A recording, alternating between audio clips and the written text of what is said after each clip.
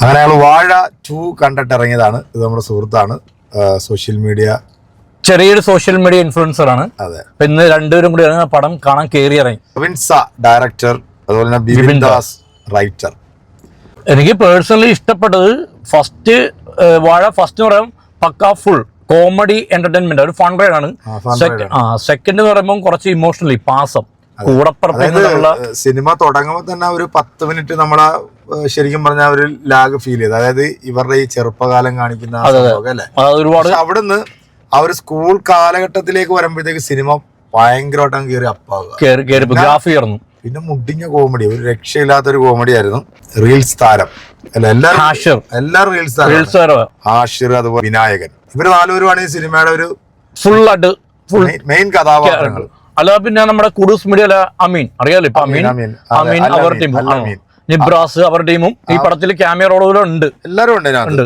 Cinema ശരിക്കും പറഞ്ഞ first half ഒരു പക്ക കോമഡി എന്റർടൈനറും, സെക്കൻഡ് ഹാഫിലേക്ക് വരുമ്പോഴത്തേക്ക് സിനിമ ഭയങ്കരമായിട്ട് ഇമോഷണലി നമ്മളെ വല്ലാണ്ട് അങ്ങ് കൊണ്ടുപോയി. പക്ഷെ എനിക്ക് പേഴ്സണലി ഇമോഷണലി ഫുള്ള് അങ്ങോട്ടേക്ക് കണക്ട് ആയില്ല. ചില സീൻസ് എല്ലാം ഓക്കെയാണ്, പക്ഷെ ഇമോഷണലി സെക്കൻഡ് ഹാഫ് വന്നപ്പം കോമഡി സീൻസ് കുറച്ച് നേരെ ഇമോഷണലിലോട്ട് പോയി. അതായത് ഈ ഫസ്റ്റ് ഹാഫിനകത്ത് നമുക്ക് ഉൾക്കൊള്ളാൻ പറ്റാത്ത ചില സംഭവങ്ങൾ കാണുക. അതായത് സ്കൂൾ കാലഘട്ടവും അവിടുത്തെ ഈ മദ്യം മയക്കുമരുന്ന് സംഭവങ്ങളൊക്കെ ഒരു നെഗറ്റീവായിട്ട് തോന്നിയെങ്കിലും ഒരു ബാഡ് മെസ്സേജ് ആണ് നൽകുന്നത്. പക്ഷെ അത് സെക്കൻഡ് ഹാഫിൽ വന്നപ്പോഴത്തേക്ക് അതെല്ലാം വളരെ കൃത്യമായിട്ട് നമ്മളെ കൊണ്ടുവന്ന് കാണിച്ചു തരുന്നുണ്ട്. എന്താണ് അതിന്റെ ദോഷവശങ്ങൾ, അതിനെ ഓവർകം ചെയ്തുകൊണ്ടുവരുന്നുണ്ട്, ഭവിഷ്യത്ത് എന്താന്നൊക്കെ വളരെ വ്യക്തമായിട്ട് കാണിക്കുന്നുണ്ട്. ഇതിനകത്ത് ഒരുപാട് ആർട്ടിസ്റ്റുകളുണ്ട്. നമ്മുടെ മണിക്കുട്ടനുണ്ട്, അതുപോലെ തന്നെ അജു വർഗീസ് ഉണ്ട്, നമ്മുടെ വിജയ് ബാബു ഉണ്ട്. നല്ല ക്യാരക്ടറാണ്. നമ്മള് ശരിക്കും പറഞ്ഞാൽ ഈ ഫസ്റ്റ് ഹാഫ് കാണുമ്പോഴത്തേക്ക് നമ്മുടെ ഒരു സ്കൂൾ കാലഘട്ടം നമ്മൾ ഓർക്കുമല്ലേ. ശരിയാണ്, നമ്മൾ ആ ഒരു സ്കൂൾ കാലഘട്ടത്തിലേക്ക് നമ്മുടെ ഹൈസ്കൂൾ ഹയർ സെക്കൻഡറി സ്കൂളിലെ കാലഘട്ടം കൊണ്ടുപോകും. പക്ഷെ ഇപ്പോഴത്തെ ജനറേഷനിൽ വരുന്ന കുറച്ച് പ്രശ്നങ്ങളാണ് സിനിമ എടുത്ത് കാണിക്കുന്നത്. പിന്നെ എല്ലാ സ്കൂളുകളിലും ഉണ്ടാവും ഒരു പരുക്കൻ കഥാപാത്രമായിട്ടുള്ള ഒരു സാറ്.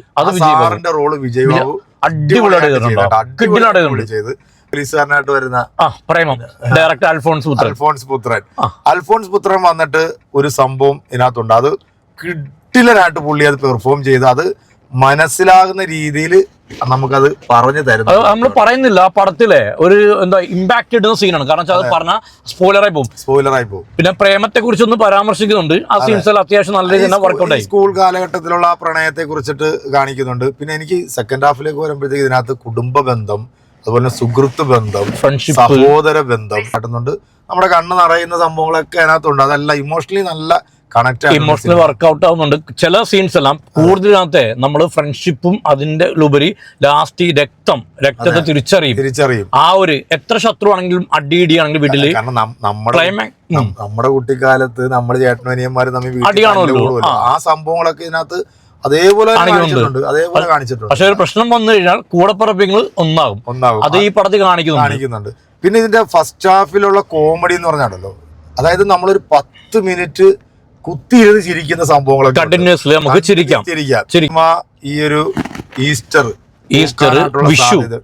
വിഷു തൂക്കുന്ന സാധ്യത, കാരണം പിള്ളേർ സെറ്റ് ഈ സിനിമ ഏറ്റെടുത്തു എന്നുള്ളതാണ് ഫസ്റ്റ് ഹാഫ് കണ്ടിറങ്ങിയപ്പോൾ. ഈ കാരണം പുള്ളിക്കാരന് ഭയങ്കര ഫാൻ ബേസ് ആണ്. കാരണം വെച്ചാൽ പുള്ളിക്കാരൻ ഇടുന്ന ക്യൂട്ട്നെസ്, റീൽസ് കാണുന്നവർക്കറിയാം, ക്യൂട്ട്നെസ് എല്ലാം പോളിസീനാണ്. പണ്ടത്തെ ഞാൻ പറയാം ലാലേട്ടന്റെ എല്ലാം ക്യൂട്ട്നെസ് നമുക്ക് ഇഷ്ടമാണ്. മോഹൻലാലിന്റെ പല സ്ഥലത്തും ഈ ആഷിറിന്റെ പെർഫോമൻസ് കാണുമ്പോഴത്തേക്ക് ചില ആംഗിളിലൊക്കെ നോക്കുമ്പോൾ നമുക്ക് വിനീത് ശ്രീനിവാസനെ ഒരു ഫേസ് കട്ട് വരുന്നുണ്ട്.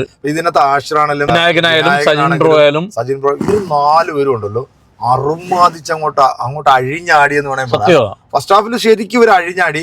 സെക്കൻഡ് ഹാഫ് വരുമ്പോഴത്തേക്ക് അവരുടേതായിട്ടുള്ള ഫാമിലി ബാക്ക്ഗ്രൗണ്ടും അങ്ങനെയുള്ള കാര്യങ്ങളെല്ലാം കൊണ്ടുവന്നു. നൈസായിട്ട് ചെയ്തിട്ടുണ്ട്. ഡയറക്ഷൻ അടിപൊളിയായിട്ടുണ്ട്. അതുപോലെ സ്ക്രിപ്റ്റ് ഒന്നും പറയാനില്ല. പിന്നെ ബാക്ക്ഗ്രൗണ്ട് സ്കോർ, നമ്മുടെ സിനിമോട്ടോഗ്രാഫി, എല്ലാം ടെക്നിക്കൽ വശങ്ങളെല്ലാം മികച്ചു നിൽക്കുന്ന തന്നെയാണ്. മൊത്തത്തിൽ സിനിമ നല്ല അടിപൊളിയായിട്ട് വന്നിട്ടുണ്ട്. പിന്നെ ക്ലൈമാക്സ് സിനിമ കണ്ടിട്ട് ടൈലന്റ് ഉണ്ട്. ഞാൻ അത് പറയുന്നില്ല, അത് പറഞ്ഞ സ്പോയിലാണ്. ടൈലന്റ് രോമം എഴുന്നേറ്റ് ഇപ്പോഴും മാറില്ല. കാരണം ഗൂസ് ബംസ് ആണ് ടൈലന്റ്. അത് തേർഡിലേക്കുള്ള ഒരു ഇൻഡ് കിടപ്പുണ്ട്. അത് എന്തായാലും നിങ്ങൾ കാണണം, കണ്ടിട്ടേ പോകാം. അപ്പൊ മൊത്തത്തിൽ പറയുകയാണെന്നുണ്ടെങ്കിൽ വാഴ 2 ഈസ്റ്റർ ഇതെല്ലാം തൂക്കാനുള്ള എല്ലാ ചാൻസും എല്ലാ സാധ്യതയും ഉണ്ട്. ഫാമിലി കുടുംബ പ്രേക്ഷകര് കൂടുതലായിട്ട് തിയേറ്ററിലേക്ക് എത്തുമെന്നാണ് എനിക്ക് തോന്നുന്നത്. ഏത് ജനറേഷനും അതെ, ഒരു 100 കോടി ക്ലബിലേക്ക് കയറാൻ പറ്റുന്ന ഒരു സാധനം അല്ലേ, പൊളിച്ചടിക്കും. കാരണം ഇപ്പം എല്ലാവർക്കും വൈബാണല്ലോ ആവശ്യം. ഫസ്റ്റ് ഹാഫ് കിട്ടില്ല വൈബാണ് സിനിമ. സെക്കൻഡ് ഹാഫിലേക്ക് വരുമ്പോൾ ഫാമിലീസിന് പിടിച്ചിരുത്, നേരത്തെ പറഞ്ഞ പോലെ എല്ലാത്തരം ഓഡിയൻസിനും കാണാൻ പറ്റുന്ന സിനിമയാണ്. സെക്കൻഡ് ഹാഫില് കോമഡിയിൽ നിന്നല്ല, സെക്കൻഡ് ഹാഫിൽ കോമഡി സീൻസ് ഉണ്ട്, പക്ഷെ അതിനേക്കാളും കൂടുതൽ ഇമോഷണലി വർക്ക്ഔട്ട് ചെയ്യുന്ന കുറച്ച് സീൻസ് എല്ലാം നമുക്ക് എടുത്തു വെച്ചിട്ടുണ്ട്.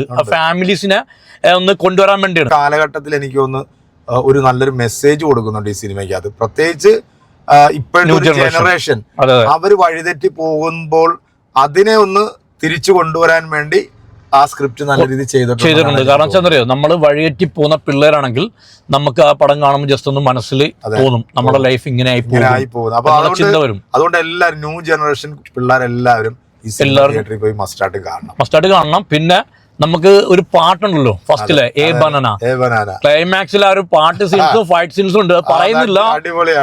കിഡിലും ഫൈറ്റ് സീൻസ് ആണ്, നന്നായിട്ടുണ്ട് പടം. മസ്റ്റ് വാച്ച് തിയേറ്റർ എക്സ്പീരിയൻസ് ആണ്. നല്ല തിയേറ്ററിൽ പോയി കാണുക അല്ലെ, നല്ല തിയേറ്ററിൽ പോയി. കാരണം വെച്ചാൽ റീൽസ് ചെയ്യുന്ന പിള്ളേരെല്ലാം നമ്മുടെ മിനി സ്ക്രീനിൽ കണ്ട ആൾക്കാരെല്ലാം ബിഗ് സ്ക്രീനിൽ കണ്ട്